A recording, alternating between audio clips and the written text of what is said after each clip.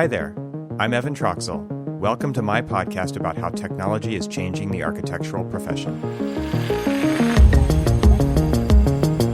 Welcome back to the Troxel Podcast. My name is Evan Troxel, and this week I have a conversation with Lucas Reames of Trimble Consulting, and we talk mostly about their latest initiative, which is the ZeroSixty accelerator program, which is aimed at raising the level of innovation in AEC. So you'll hear a lot about that in this episode, and just to give it a little bit of a history here of how we got to this conversation, Lucas and I have known each other for quite a long time. He was actually a student of mine at Cal Poly Pomona in the architecture program when I was teaching there.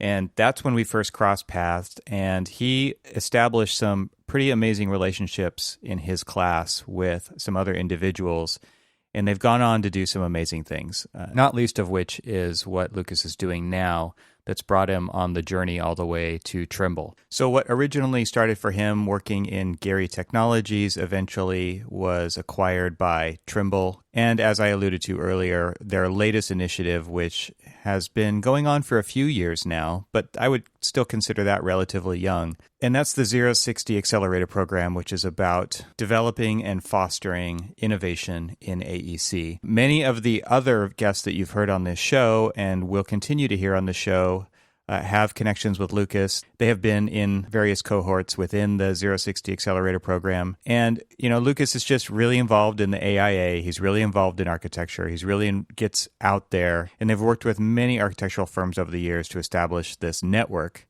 And now they're putting that to great use. So I'm really excited with the work that they're doing. And I'm really excited with their approach to it, which is pretty different and unique compared to most other accelerator programs out there. And in this episode, you'll hear exactly why that is.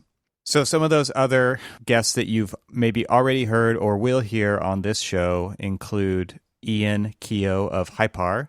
Hypar has gone into the ZeroSixty accelerator program. Also Clifton Harness with TestFit, and some others that you will continue to hear about, including people from companies such as Tonic and Monograph. This is a very wide-ranging conversation, I think, as these episodes are tending to be, which is great because it really gives you, the listener, the opportunity to kind of listen in and see what's going on out there without going to all the conferences that we can't go to right now and without having these long-form conversations yourself. I really hope that this podcast is providing value to those of you who are listening, because I'm really hoping that that's exactly what it's doing for you. So if it's doing that for you, I would love it if you would reach out and let me know. You can just tweet me on Twitter, just at me, or you can email me at evan@evantroxel.com. I would love to hear from you and hear how this podcast is affecting you. I'm also open to feedback, guest ideas, you name it. You let me know. I would love to hear from you and make this a conversation with everybody out there. So again, evan@evantroxel.com, or you can tweet me at etroxel on Twitter. I would love to hear from you. So without further ado, please enjoy this conversation with Lucas Reames.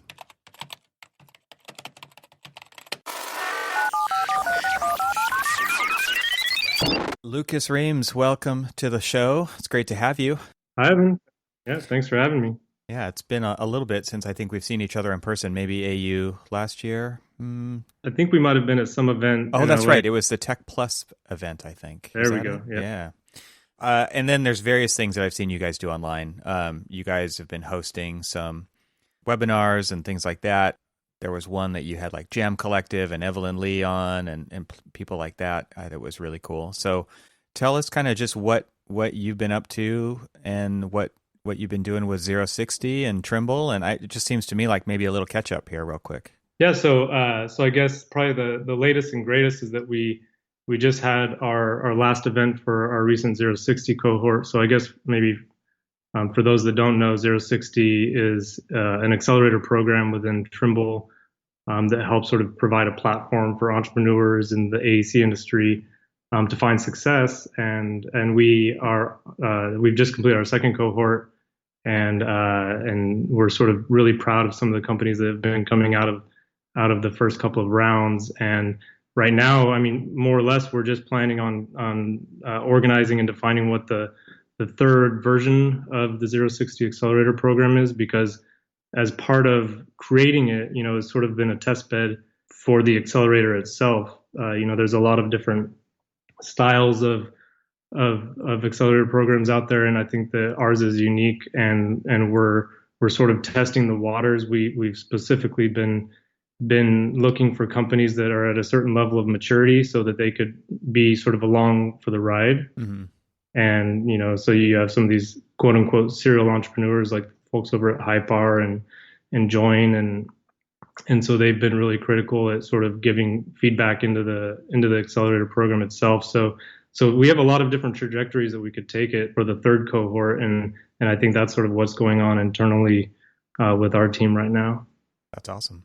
So can you explain what a cohort is, just so that people understand what do you mean when you say that?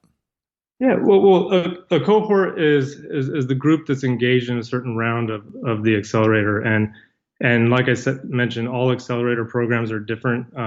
In our case, just the bones of it it's equity free, meaning that we're not taking any ownership in any of the companies, and I think that's an important stance that we're taking at this time. And I think it sort of breaks down a lot of barriers that some companies would see going into certain sort of cohort environments. And in our case, we're providing, technical resources, whether it be access to either various technologies, softwares, but also human technical resources, marketing resources, those sorts of things. Every company that's engaged is at sort of a different stage in their career. Some of them have really solid business plans. Some of them are looking to get feedback into those business plans. Some of them are looking to expand their customer base. Some are looking for sort of fundamental technology aspects on how they would implement with their products. So there's all these different sort of interests from each of the cohorts, and what we do is over a period of, initially it was 3 months with this recent one with the hiccup of COVID, we extended it quite a bit, but over a specific period of time, we would have a structured program that would have a starting point when the company would enter into the cohort, and then an ending point, and what are the specific goals. And like I said, each of the goals might be slightly different for each. And so, like, stepping back, big picture, the whole point of an accelerator program targeted at AEC with ZeroSixty, why you started to do this in the first place, is you're looking for companies who are interested in changing the profession through technology. Yeah, and I guess if you do want to like take a step back, really what it comes down to, at least our original interest, is that we're within Trimble Consulting. We came through the Gary Technologies acquisition, so we have a history of working with Gary partners, and that's sort of our, where we came from. That's our heritage. And Frank and what he does over at Gary Partners, he really sort of paved the way for how a lot of architects can practice, and the level of technology that can be used on a project, and how you can have a high level of control over complex design. And so there's a lot of innovation done there. There's innovation, around the 3D space, around robotics and computer-aided manufacturing. There's innovation around how architects and designers work with fabricators and suppliers, and giving the architect more leverage into the actual final result of the end process using technology. And so there's this real history of innovation. And our interest in creating the ZeroSixty accelerator was to provide a platform for more innovation to happen within the extended architecture community. Now that we're under Trimble, we have a much broader reach and interest in working with a lot of different groups out there. So that's really the initial interest behind starting it, was to create that platform for entrepreneurs. And then there's a lot of trajectories from there. If you think about it, there's entrepreneurship that could be found in a variety of different locations. There's, looking at the traditional architecture practice, I just think about how much talent is sort of going through the typical motions. You've got your 9 to 5, you've got your projects, you're pulling a lot of late nights, working towards your deadlines and your project milestones and presentations. And then there's a lot of innovation that's happening, but it's happening in these quote unquote silos, in these pockets. And there may be some very talented individuals that maybe don't have a support structure that they could really explore some of these ideas. And some firms try to, provide additional time or maybe some organized programs for their employees to take some interesting innovations that are coming out of projects. But in reality, a lot of times, billability and traditional mechanisms come into play, and then those get squeezed. And what was once a very promising idea is now just, an archived presentation sitting somewhere on the server. And so that's just like an aspect. Then there's all these other spaces, right? Then there's the knowledge coming out, both knowledge and just fantastic people coming out of the educational system. We've been looking at possible ways to integrate academia into going from school into starting your own business. And then there's the folks out there that just maybe the traditional office environment isn't for them, and they want to create technology companies and other types of businesses out there. And then there's the ones that are sort of there's no choice. There's unemployment, or there's maybe too many opportunities, and so there's a lot of different factors. And our idea was just, how do we create a platform for these various types of individuals, groups, talent pools to flourish? Yeah, I love it because you guys are taking it from a perspective of sharing what you know and what you've learned through working at GT throughout the years, working with lots of different architects all over the globe. You guys kind of had like this skunkworks vibe, right? Where and GT's still a thing, right? I mean, you guys still have teams that go out and do special ops for architects out there? Absolutely. Yeah. So, I mean, I would imagine that you absorb a lot of what they're doing, but they're absorbing a lot of what you're doing. And as far as the profession goes, everybody gets better when that kind of collaboration happens, I would assume. And so now you guys are taking that to the next level with this accelerator program and saying, we see the possible futures out there of what these people, the creativity, the technology that they're bringing to the table. How can you help them not have to start from scratch every single time? I would assume that, like, coming from it from that perspective, they get a lot out of it because you guys are offering this up by accepting them into the program, but you're probably getting a lot out of it too. I mean, that it's always going to be a two-way street. Yeah, and the idea of having a cross-disciplinary team isn't anything new, but it's just how you structure and implement what that cross-disciplinary team looks like. And a lot of times it's, done around a project, right? You might have an owner, organizing the project team early on, and they may say, we'll want to design assist in here, and we want to create a lot of cross-disciplinary functionality, et cetera. And that's sort of the traditional mechanism on how you would execute a project. But then that sort of gets dissolved.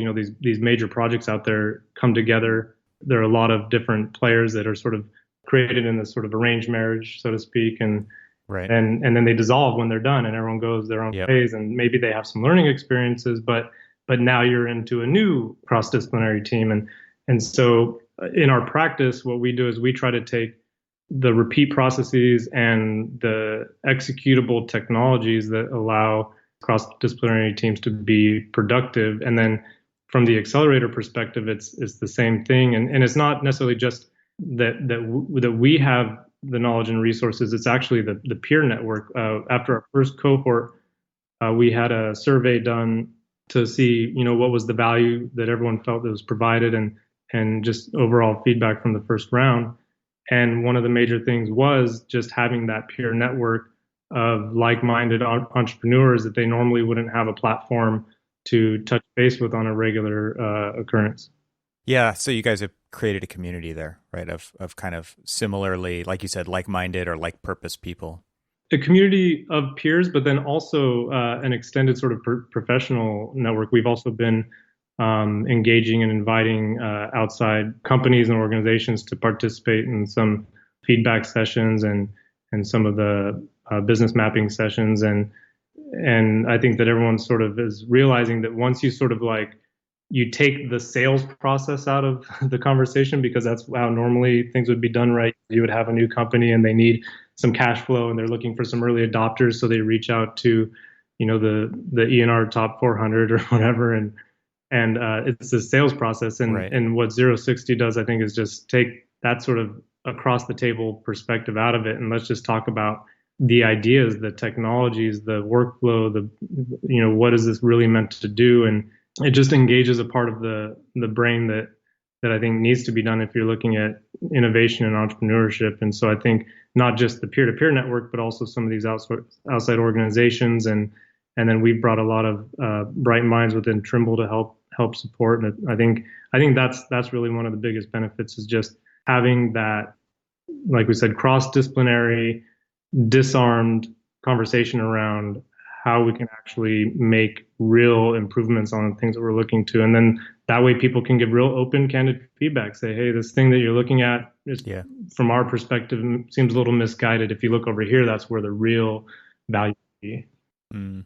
So they're bringing that experience, and that's, I can imagine that being super helpful. So, okay, so you guys have had how many companies go through so far? We've had 7. The first round was 3, and the second round was 4. And also another key difference was the idea was that we would be focused around Los Angeles, and we would actually be in a communal space. There's so much interest, even worldwide, that we ended up having the second round to be decentralized, which has its own sets of benefits and challenges around it. But I think all in all, both have been positive, and will likely, particularly even with COVID-19 and everything else going on, will likely have the third round be not remote, but distributed. Yeah. Okay. So out of the 7, could you talk about maybe what you would consider to be personally for you? Like, what are some of the most exciting things that you've seen go through the system so far? Interesting question.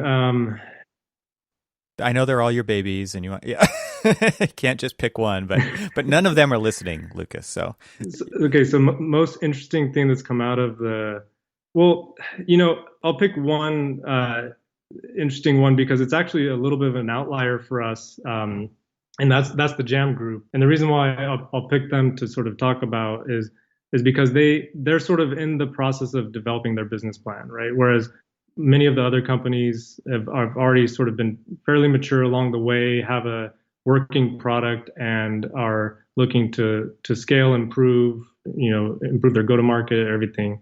And the Jam Collective, they're more or less a group of architects that have come together to start with the challenge first and really try to hone in on what they can provide that would help solve that challenge. And what that challenge for them is to assist, small and mid-sized firms to join resources and be able to compete against larger firms that have some of those resources already. And so they'll probably say it way better than I just did. But this is a really thought-provoking question, because if you start with that as a problem, is how do you take the vast majority of architecture firms out there that are, what would be considered small to mid-size, that are making an underwhelming amount of the revenue that are coming in on projects and billings, then how can you sort of flip the paradigm and give them an even playing field, not from a force perspective, but because they're being competitive. And so they're looking at various ways to do that, and there are a different lot of ways that you could take that. And so what we've been working on with them is there's the human resource aspect of it, of connecting like-minded firms that could team up on a proposal. But then there's also how technology can play in that. And if you don't have, the 500-person firm with all your HR resources and et cetera, and marketing and biz dev, how can technology maybe play a role to help give you some of that? And there's a lot of that at play. So, that's just interesting conversations to have. And maybe fulfilling part of that conversation is that you're seeing it being, come to life within a company. And so is that something that you feel like what you guys are doing at Trimble could really help with on the technology side of things? Or how are you like advising them when it comes to, deciding which way to go here? I mean, is that something that they could rely on you for as resources, or is that not on the table from you guys? Yeah, I mean, absolutely. That's one of the core aspects of being involved in the accelerator is access to technical resources, and we've provided that, to others in the cohorts as well. So, but I would say that right now the focus is really honing in on that successful business plan, and then the go-to-market behind it.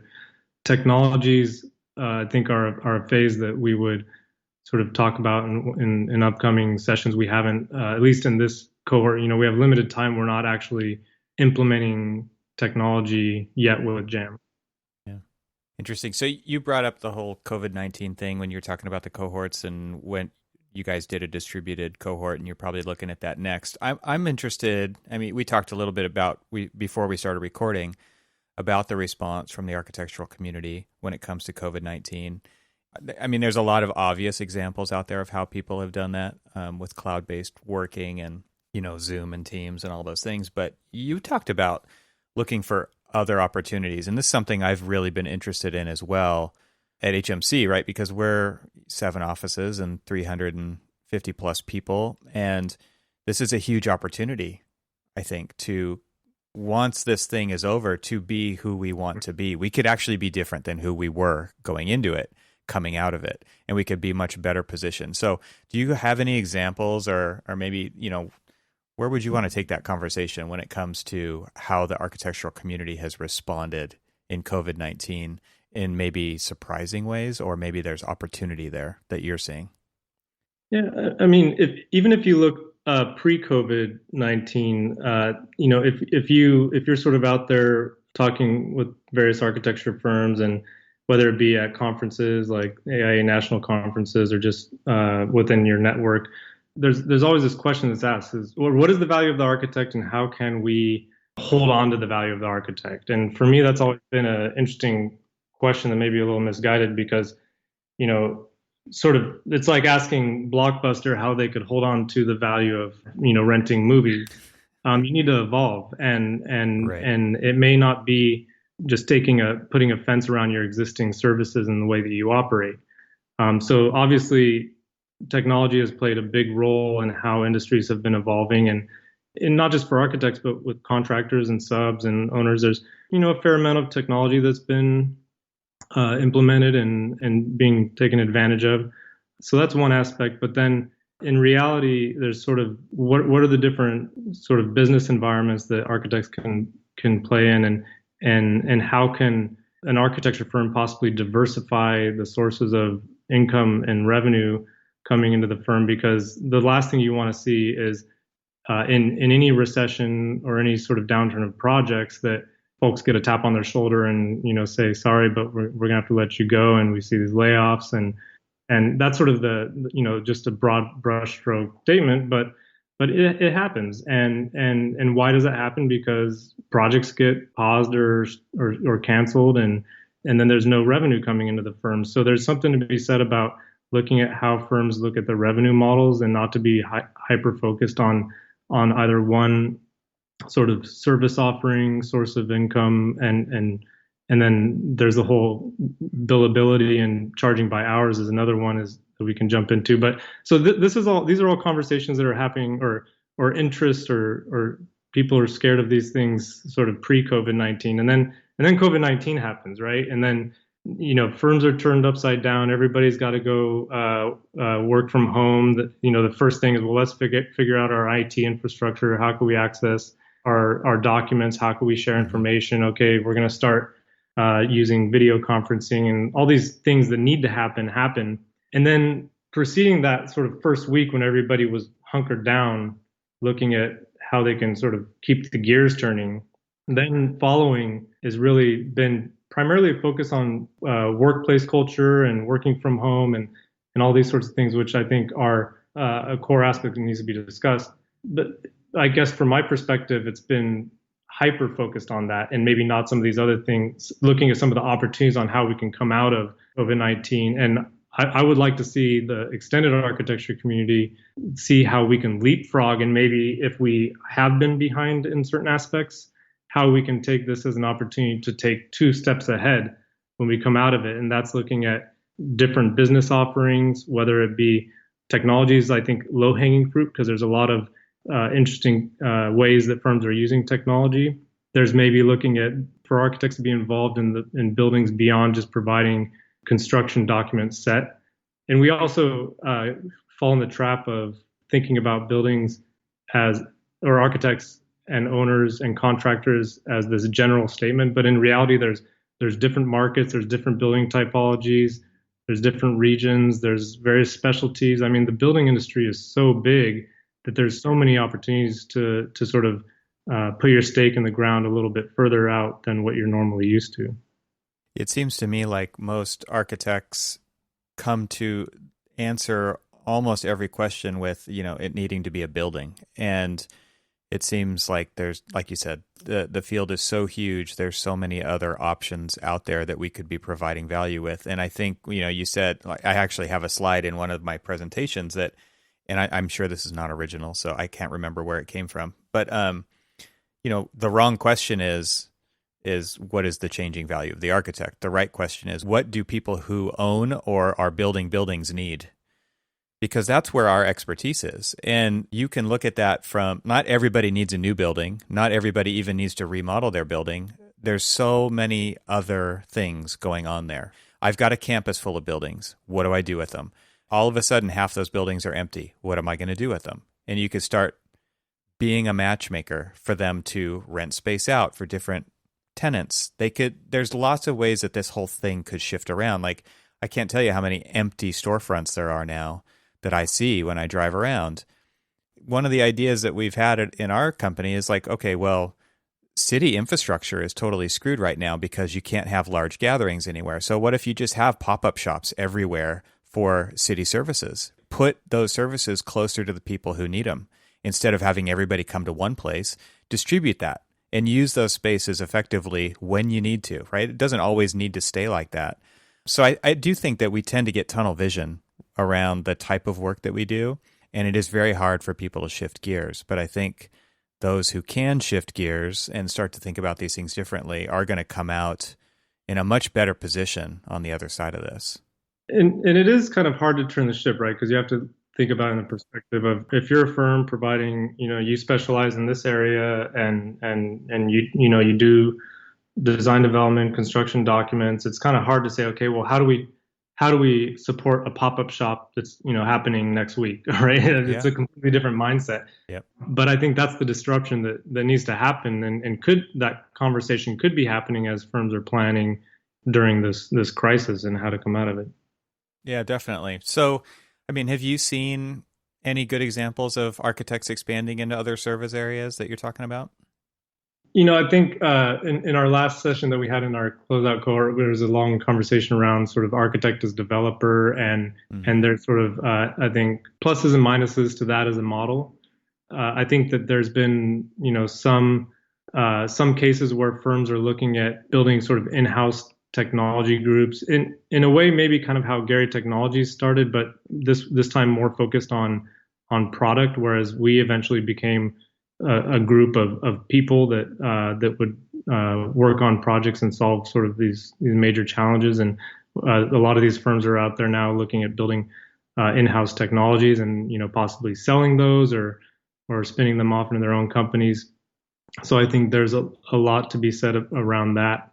Yeah, it seems to me like that's a kind of a natural thing, right? You're going to definitely find a group of passionate people in a company that's medium to large size that is going to want to pursue that. And maybe with a lack of work in one area, there is the bandwidth to transfer that into something else, like you're talking about, and spin it off and make it its own thing. That seems interesting to me. Yeah, and if you think about, that's why I brought up Jam's model earlier on, because they're looking at connecting the right resources for the right project at the right time, and their motive is, once again, to help give this platform to small to mid-sized firms that don't normally have those resources. But you could also apply that logic to larger firms, right? I mean, we see a lot of owners starting to bring in architects in-house and it really expanding in that space, not necessarily for architectural services, but just because of the knowledge that they provide. So there's a clear need to have the knowledge of architects sort of spread beyond just the design process.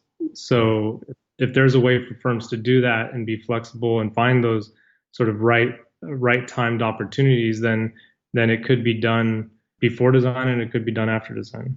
Yeah, I think that's something that I think about a lot, is how does the whole profession move forward? And I would think that, things like ZeroSixty and things like Jam and, startups like Hypar where they're trying to create platforms for everybody to use or create communities around those, like-minded people and like-purposed trajectories, things like that, to share information in a much better way so that the whole profession, or at least, people who opt into it, get to do that together. And that to me has been a huge stumbling block for our profession because it has been so inherently introverted and focused on intellectual property and that secret sauce, and that's all ours and we can't share that. And then you see every firm inventing the exact same tools to do the exact same things.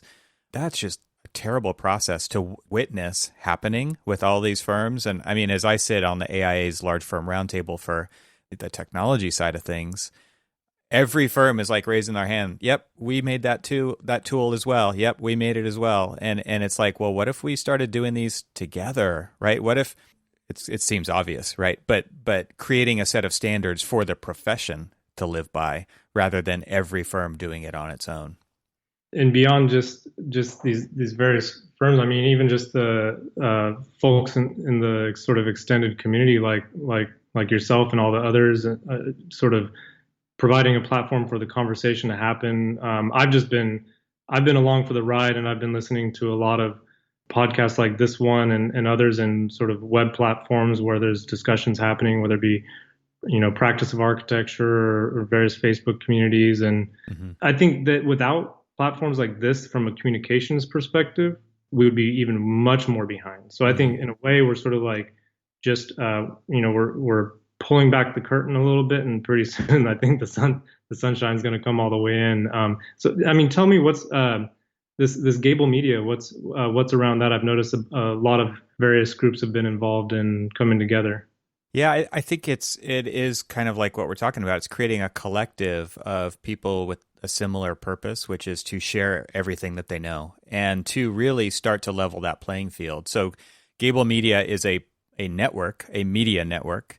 And right now, I think it just consists of podcasts. But the goal is to get beyond that and go with video. And obviously, there's lots of different ways to communicate, right? But sharing information, getting these voices heard. There's so many good ideas out there. Good ideas can come from anywhere. Let's have these conversations in public. And to me, like the conversations that you and I have, that I've had with Ian, that I've had with Clifton, that I've had with Randy, the people who have been on the shows that have gone out already, those have always just happened behind closed doors. And I don't mean like in a private office, but at a conference, it's you and somebody else hanging out, getting a coffee, and it's us having lunch, and it's us in the Trimble suite. And we're having these amazing conversations that nobody else gets to hear. And so to me, it's really just about putting it out there and allowing people, like you said, behind the curtain, and just saying like, there's nothing inherently private about this. And it's much better to do it in public. And so I think that's really the purpose of Gable Media, is to empower people who share to do that as big as possible, right? To reach the biggest audience possible. So there's going to be a lot of cross-pollination of getting the shows out there, getting the podcasts out there, getting the video out there. Like I'm listening to Practice Disrupted right now. I'm listening to their shows, and they're talking with Nels from Rotolab, and it's an amazing conversation. Like I wish I had that podcast. I wish I had that interview here, right? But I'm so glad that they're having that, because everybody has these different connections, and this gives us a place to kind of put all that together and create a really well-rounded place for people to go to get information on architecture within the architectural community. So it becomes kind of this library of sorts, right? And that the content's good because it's all under this platform that has its own brand and it's kind of curated. And so you trust it, like you build trust over time, and you know that you're going to get great information there. So you can go there and look through the library and pick and choose your different shows that you want to listen to and have that information at your fingertips. And because it is all time shifted, right? And like none of this is live, it's all available on demand whenever you want it. You can it's all a reference library. So you can just grab it when you need it. And I think some of it's very specific like that. It's going to be very topical. And then other stuff like my show and this conversation that we're having is wide ranging. It's kind of what's the pulse right now, and keeping people kind of, up on that pulse and seeing what's going on out there that they normally aren't exposed to. That was a long answer for your question. I'm sorry. Yeah. No, it's fine. And I think that the key takeaway that I have is that you all are leading by example, and then hopefully there will be it'll influence firm leaders to see, okay, there's a lot of folks out there that are sharing information and communicating and helping try to solve some of our challenges. Maybe we could be more open to it. Right. So there's that aspect is kind of like the in-house community side of things, which is our practice. But then, because really this is about conversation and sharing knowledge, I think that we have a lot to learn from other industries still. And so it'd be interesting to see other, representation from outside industries come into a lot of our events, because whether they be podcasts or events or whatever, there is a lot of inbreeding amongst the architecture community. We talk a lot to ourselves. So I think both the communication from us to learn from, let's say, manufacturing industries or even developers for that matter, they're close enough, or other sort of technology related industries, we could provide value from. But then also it's the other side of the way that we could also, impart maybe some of what we know onto those industries as well. Yep, I totally agree. I love that you put that out there, because it's something I think about a lot, which is that it just shows that it's okay to share this information, right? Really good things come from sharing this information. Opportunities come up from sharing this information.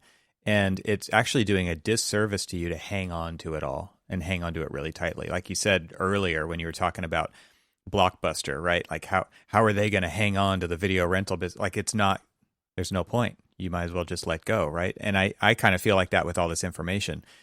There's a reason why reality shows are so popular, right? Everybody wants to disengage from what they do and learn about something else, and they want the behind the scenes look at it. And I feel like podcasts and YouTube, and those are great ways for people to get exposed to architecture and the business of architecture, the design of architecture, how buildings work. What do designers pay attention to when they're working on projects, like the psychology of that? I think there's so much information there that could be shared that people would be so interested in, that would get them more into architecture, that would be great for the profession. And so there's so many opportunities there. Like my mind's running wild right now. Yeah, well, there is opportunity, or there is something to be said around the knowledge that you have or your firm has. That's why somebody wants to hire you, right? So there is the competitive advantage of having something that somebody wants that nobody else has. Now, I think the way that I would spin that is to say how much of what we know and have is actually really unique. I think we would find out that not much of it is, and the part that is, there's other ways to leverage that than just to keep it quiet, right? So one way is to productize it. So I think that's what's interesting about some of the opportunities coming out of Hypar, where if you have different knowledge that you could embed into technology and then sell that as functions, then that's a way for your firm to start gaining income and revenue off of your knowledge or individual, whatever you're representing. That's not a design contract, right? So there's your knowledge, and you're leveraging that for value. That's an absolutely fantastic example, because, and it might not be something that you would make a ton of money off of, but it's more than zero. And if you're another firm who's starting up, who doesn't have to spend all the time and the hours and the education to figure out how to do that exact same thing, of course they're just going to pick the easier way to do it, which is the work that you've already done. And so they would gladly pay you for that, right? And so you're not simply doing work for clients in that case, like in the Hypar sense. You could hopefully be helping the rest of the profession, your competitors, right? In some cases, but usually they're not your competitors. Usually they're in completely different locations in different markets and things like that. And by codifying that expertise into a thing that somebody else can use, I mean, that's a fantastic way to share your experience and get something out of it too. And hopefully they're even going to come back and say, what if it did this? And you're going to say, well, that would make it better. And you're going to have the ability to do that. I love that it just starts to snowball, and I think it opens up new conversations that we're not used to having in this profession. Yeah, and it goes back to, a building owner is not in business to hire architects or to develop drawings. They're in business to have a building and to operate whatever their business is. Yeah. There's constant pressures to become more efficient, to have better products, all the typical levers that everyone's trying to pull, and tighter schedules, all these typical things. And with all these pressures, if you could have a competitive landscape where you can make things more efficient, it's really an industry problem, right? Because if we don't make the profession more efficient and be able to be competitive in this industry, then these building owners are going to look elsewhere. Yeah.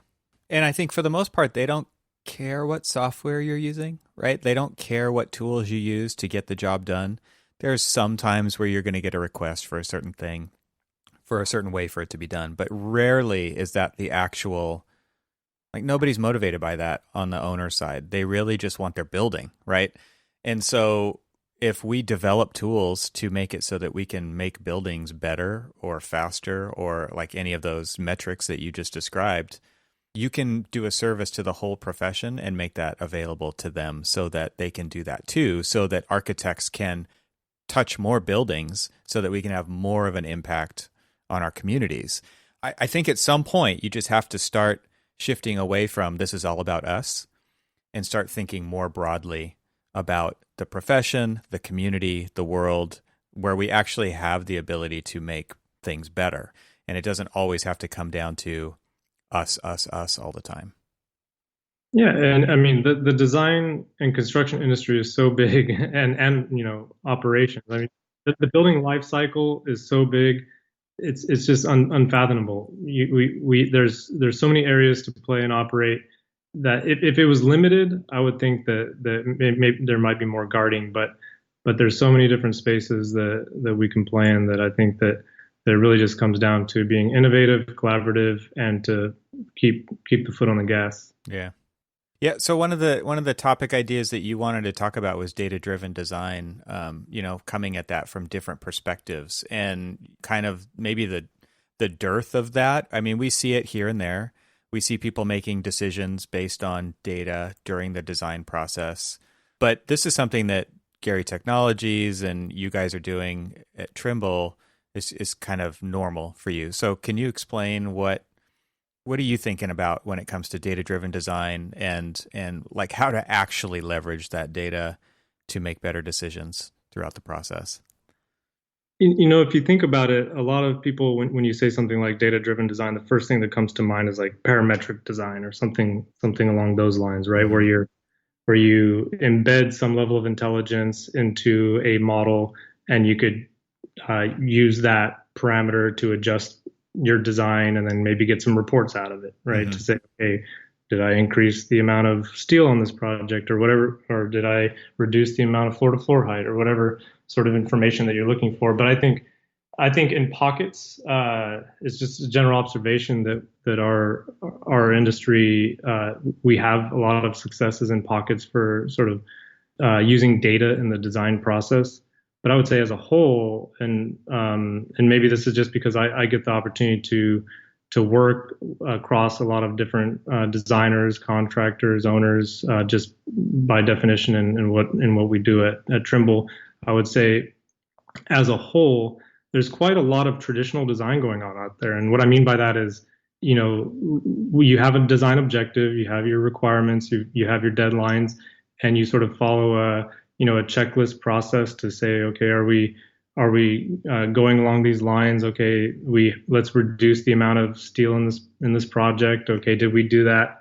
There's a lot of narrative involved, weekly updates, and when you communicate to the client, a lot of it is narrative based, mm-hmm. right? Like, okay, yes, we got their thumbs up, we have less steel, but kind of what our approach is to fundamentally embed a data-driven process into the workflow, right? So that's completely different than spot checking. And so if you think about it, I think a lot of times architects will focus on the drawing set, and there's a lot of metrics that will be pulled out of a drawing set, right? Mm-hmm. Like, how many sheets we have, what are our various legends and spec sheets, and all these different metrics around drawings, and I think that's maybe one of the areas that firms have been succeeding in.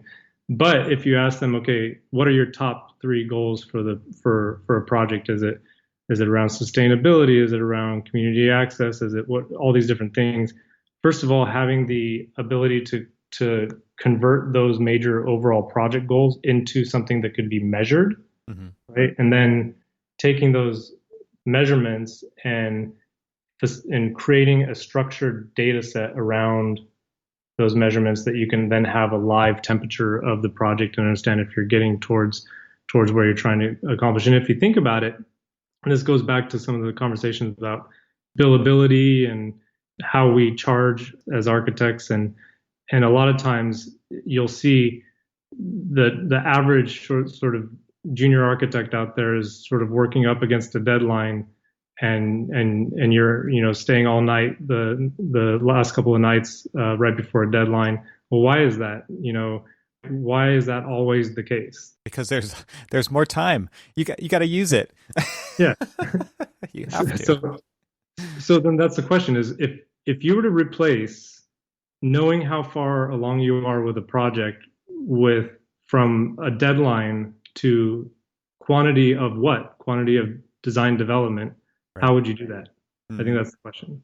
Interesting. One of the things that you brought up back when you were guest lecturing in my class is the idea of structured data and data smog, right? And I think that was the first time I had heard that term was when you mentioned that. And so can you explain that concept? Because the reason I bring it up is because you're talking about driving design decisions and goals and measuring against them. And I think most architects suck at structured data, right? Like every project's a little different. We name things differently. It's very hard to do comparative analysis between two projects, let alone 50 projects. So, and I guess I'm coming at this from like, why is that important to have structured data? Because I think more times than not, we're seeing data smog. Well, it's important if you want to use it. Yes. And that goes back to my initial sort of statement was, if you want to use data to have insight to track towards some of your major goals for your project, then it has to be structured, right? Yep. So if it's, let's look at what some reasons why it might not be structured, or in a format that would allow you to use it for analysis and for benchmarking and whatnot. One would be sort of the business as usual model, and this is probably one of the most things that we see, which is you're using these technologies typically out of the box. Mm-hmm. They may be, have sort of data sources that are assumed by technology companies. They may have bad information. They may have missing information. They may be spotty. So if you just sort of operate as this business as usual, okay, let's use this software for this purpose. Let's use this software for that purpose. You're going to end up with all of these different sort of poorly formed data structures within a project. And that's sort of human nature for a lot of these project execution teams is you'll just pick up a software, open it up and start using it. And then you're sort of stuck just with the data as is.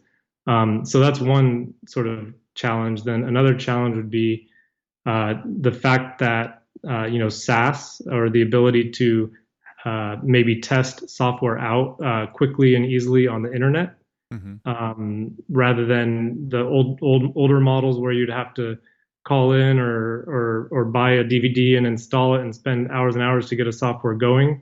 Right. Now it's the barrier to entry for software has been extremely reduced. Mm-hmm. So you could be up and going on a new software platform for your project sometimes within a matter of minutes. And although that's good, what it means is that firms are testing out different platforms, and then that leads to data silos. Only some people have been testing it, others have not. Right. Whatever the end result may be, but it's generally not healthy to have 500 different freemium software platforms sort of on your project in these various spots along the life cycle. Right. Yeah, it's interesting because One of the things that comes up a lot in different conferences is the buzzwords like AI and ML, and big data. And I would argue, and I've heard it argued many times, that architects don't understand the meaning of big data because we don't have it. We like the term because it's a industry buzzword right now, but if we can't even compare two models together because they have a different data set, different naming schemas, different database platforms that they're writing to, and you can't tie it all together, how are you going to do that with 100? And even then, it's not big data, right? You're talking about tying the entire industry together to actually get big data where things can be learned from by a machine to help you make those decisions. So, I guess what that comes back to, and I'll just pose this for you, is what's the point, right? If you never have enough data to make a decision off of, or if you have all these unstructured data smog silos, how does somebody even begin? And I think I'm just asking the question I think a lot of firms ask is, what's the point? Because it's going to take so much effort. Well, the first thing would be to not try to use data because it exists, right? So let's not start with the mechanism. Let's start with the question. So, and sorry, this might be the consultant in me, right? So, what are the goals of what we're trying to do, whether it be firm wide or whether it be from a project perspective, and I think everything has to roll up to that, because otherwise, you're just spending resources on something that may not be beneficial to what you're trying to accomplish. So we'll always start with the goal, and then once those are clearly defined, the way you use data to either help you make progress towards those goals, or even track if you're trending in the right direction or not. I think that's the real sort of meat of the question, and then it comes down to looking at what is existing within sort of the current ecosystem, the sort of current state, and then what is the map towards the future state, right? So, and then everybody's along this sort of journey at different phases. There may be some firms that are actually pretty close to what they're trying to get towards their future state, and they just got a couple of small roadblocks. Or you may have some that are saying, hey, if these are our top 3 goals as a company, and if you look at our tech stack, it's a mess, then there might be some major overhauls that need to be done. But then it comes down to having either in-house resources and understanding of how to do those overhauls, or to look for sort of specialists and experts to help along the way. But I think it 100% comes down to what's trying to be accomplished, and to be realistic, and that way you at least know, are you anywhere near where you want to be? And if not, what are the things that you need to do to get there? Yeah, I think, to answer my own question, one of the big things that people have to decide is, do you want to get better? And if you want to get better, how are you going to measure getting better? And that has to do on the project level, it has to do on the staffing level, it has to do on the industry level or the business level. There's so many different places where that can matter. And, the old adage is that, you can't manage it if you don't measure it. And to your point, you don't just measure everything, because you're not going to manage everything. You got to pick your top 3 things or whatever. But if you don't measure it, you don't even have the option of using that data to help make you better. It's just a feeling, right? And feelings, I'm pretty sure that the client doesn't care about your feelings, right? And so when it comes, I guess the reason I bring up clients is because I think that proving design decisions is going to be a requirement based on the data, and clients are going to be expecting that, not just asking for it, but fully expecting that. So when it comes to it, you're going to make a decision, and you're going to have to be able to point at the data and say, here's why we made that decision. You can't just say, well, it's based on my previous experience on these many projects. Sometimes that'll be okay as an answer, but I don't think in the future that's really going to matter so much anymore, right? They're going to put that in the feelings category, and they were going to want to see the data category. Why did you decide this at that time, right? And you're going to have to be able to point at it and prove it. Yeah, and why wait until it's a requirement? Because totally. It could take some time. Everybody has different sort of working styles, and different clients may have different working styles, and why wait until everyone's backs are up against the wall and saying, by the way, you need to show us the proof Right. and or else, we're not going to believe you and we're going to move on to the next. Right. We have an opportunity to equip ourselves as much as possible with insights, and then if we can move beyond the data problem and the organization of that data and get into where the real meat of the discussions can happen, which is around the insight, right? So what kind of design insights are we pulling out of that data? Maybe some predictive analytics around some of these insights. And everyone's sort of focused around the data problem. To me, that's the boring and maybe the solvable space if everyone could just get their acts together. The real interest is in how are we solving problems with insights from that data.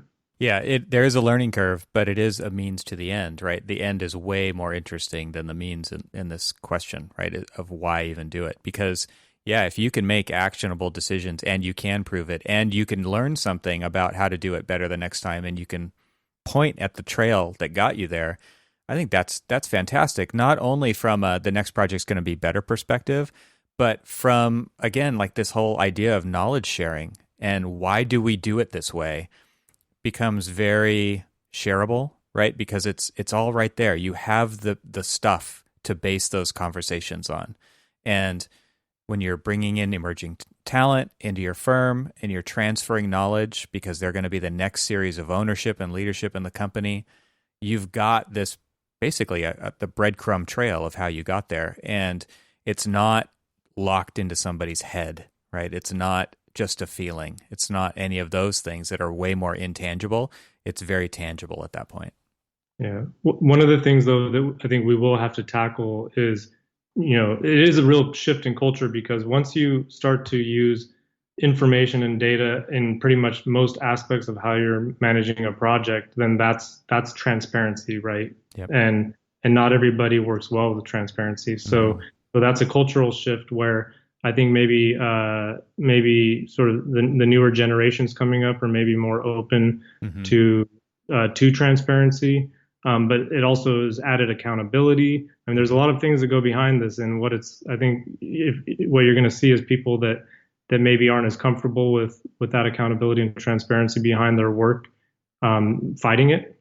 Yeah, and I think that should be a red flag to everybody when you propose, hey, if we set this thing up like this, it'll show us, how far along we are with X, Y, and Z, and somebody says no, then, you should ask them why they're not interested in seeing that information. So there's that. I think that's going to be a challenge that we're going to have to deal with, and it's not going to be for the next 2 years. I think that'll be something over the next 10 years that we'll be fighting. Yeah, definitely. Well, I think that's a great place to kind of start to wind down here. I love to kind of tie these episodes together with some common questions. So if you're up for it, I would love to ask you a few of those now. The first one is, like, what is something that you do, Lucas, that really helps yourself perform better? Like something personal to you that you feel like makes a difference in your life. And it could be tech or analog, physical, digital, doesn't matter. I think that everybody's kind of got something that they do, and maybe it's a lot of things, but just pick one. There's a couple of maybe tactical things, like the use of OKRs and looking at key results. I think it's always good to have the bigger picture in mind and what you're trying to accomplish, over a specific time frame, and then tying that to key. Am I getting there in my own life and in business and along the way? That way you have markers that let you know if you're generally drifting in the right direction or not. But I'd say, especially during these coronavirus times, staying active from a performance perspective. Maybe if there's something big coming up, a good workout in advance of that event or whatever it may be, and then just staying in the sun and keeping that vitamin D coming in. I think without being active and staying healthy, performance drops. Totally second that. I'm a huge advocate of that as well. And I think I've always done goal setting, but I haven't heard of OKR and key results. Could you go a little bit more into, like, what kind of tools do you use? I mean, even if that's just pen and paper or whatever, but like, what do you do? What kind of questions do you ask yourself, or what kind of metrics do you set for yourself to measure if you're getting there? Yeah, okay, I mean, you could use these types of methods in a variety of ways and different levels of rigor. I would say I use them pretty lightly in terms of just creating some major milestones that I'm looking to achieve, and then the key is setting some of the objectives that you're making sure that you're meeting that are working towards those milestones. In other words, if you don't do this, then you didn't accomplish your goal. So do you actually put like time constraints on those? Yeah, and actually, where we're using this kind of the most is my wife is an interior designer. She runs AVR interior design, and this is something that we're implementing mostly within her practice. I help support from the business side of things here and there, and she's in a growth model right now, right? So she left sort of her traditional career and doing sort of multifamily Hmm. and mid-rise, high-rise buildings, and is doing this on her own now. So she's got some growth goals that she's looking for, and so this is an idea would be if you're looking to have this many projects of this order of magnitude, size, budget, what do you need to do to get there, right? So that we would identify the next 3 to 5 things that would happen by this date, and if those things don't happen, like reaching out to this many developers or whatever the metric might be. If that didn't happen, then you're likely not going to see your results. Right. Interesting. That's really cool. And like I said, I've done a lot of goal setting and stuff, but I really feel like if you don't give yourself kind of, like you said, milestones, deadlines, or at least like put a marker out there somehow so that you know that you're on the right path or not, and then you can make adjustments along the way. But if you don't do that, if you just kind of throw it out there too far, how do you know if you're actually getting there? I think that's a good point. So thanks for sharing that. That's really cool.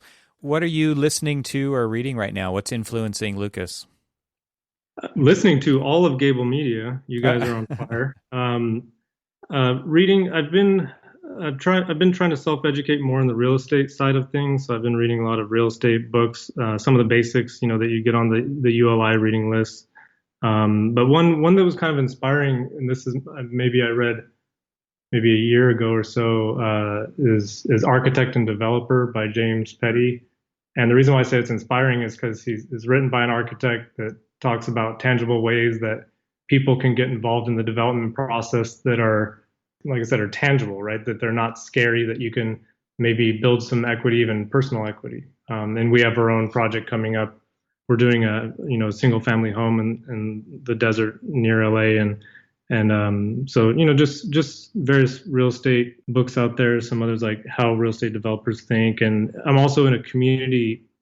I live south of LAX, and I live in a very NIMBY rich community, and it's very interesting because having recently been licensed a couple of years ago, I've been trying to be more active as doing my civic duty and being an architect in my community and going to all these project reviews and being involved in the city council a little bit, and it's very divisive. The NIMBYism is so divisive out there that I'm trying to find a way to approach the community that educates them a little bit more about why developers do the things that they do, and they're not necessarily just developer equals evil, right? Yeah, right. I mean, yes, there may be overdevelopment, but these are the questions to have. Let's not just be black and white.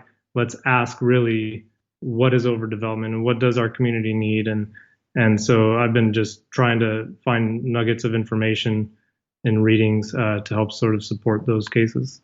Very cool. All right. So last thing is just where can people find out more about you or follow along with what you're doing and ZeroSixty, and where can people find you? A lot is on LinkedIn. You can find me on LinkedIn at Lucas Reames, and sort of lightly engaged on Twitter at Lucas Reames. But ZeroSixty.io, if you'd like to apply for an upcoming cohort, we should have instructions on that shortly. So those are the areas that I watch. Is ZeroSixty is also on LinkedIn, so I'd really go there if you're looking for the main source. Yeah, there's several other ZeroSixty sites out there that lead to nowhere. ZeroSixty.com, ZeroSixty.net. Those are not the right places to go. So it's ZeroSixty.io. ZeroSixty.io, and then also on the Gary Technologies Trimble Consulting site is TrimbleConsulting.com. Well, thanks so much for taking the time. I really appreciate it. It's been a great conversation. Yeah, thanks for having me.